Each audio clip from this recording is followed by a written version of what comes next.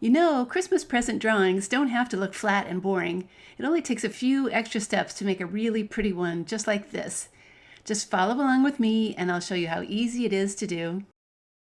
A quick first note. I do like to start with center guidelines on my paper. I find they really help me draw. Okay, step number 1. The lid is just a simple rectangle that sits on that center line. Start on the line, go up and across, down and back to where you started. The goal is to make it as centered as you can. Step number 2. Now the box is added underneath the lid. If you make it just a little bit skinnier than the lid, it will look like one of those lids that slides down over the top of a box. Step number 3. It's time to add a ribbon down the center. Add 2 lines on the top lid and then 2 lines on the box. Having a center guide here really helps with this step too. Step number 4. This is easy, adding a rectangle for the center of the bow. Draw one sitting on the top of the lid. Step number 5. I'm going to start the bow with the front outer shape. Draw one on the right of the knot and then another one on the left.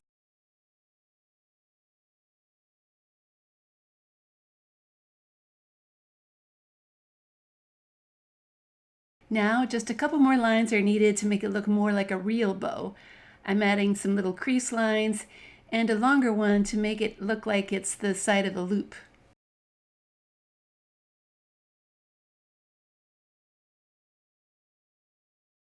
Step number 6. To make this bow look a little bit bigger and a little bit fancier, add another bow shape behind the first one. Just draw the same shape and make it a little bit smaller since it is a little further away. Step number 7. Finally, to finish things off, add some ribbon ends on both sides of the bow. I'm making mine just a little bit wavy and with a V shape on the ends. That's the detail I've seen on a lot of store-wrapped presents. Step number 8.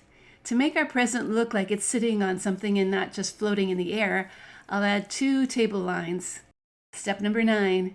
So unless you want to add some extra things to your present drawing, which is great if you do, it's time to trace all the lines with a black marker.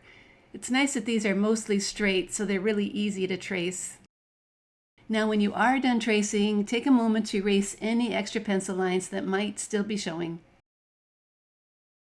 If you celebrate Christmas, you might want to color your present with Christmas colors. I'm going to go with a bright red bow. And here is the green I've chosen for my box. Do try to fill in all of these areas really well. After the box is done, choose a color for the table that has some contrast to it. I like this gold color. The background is going to get my favorite snowflake treatment.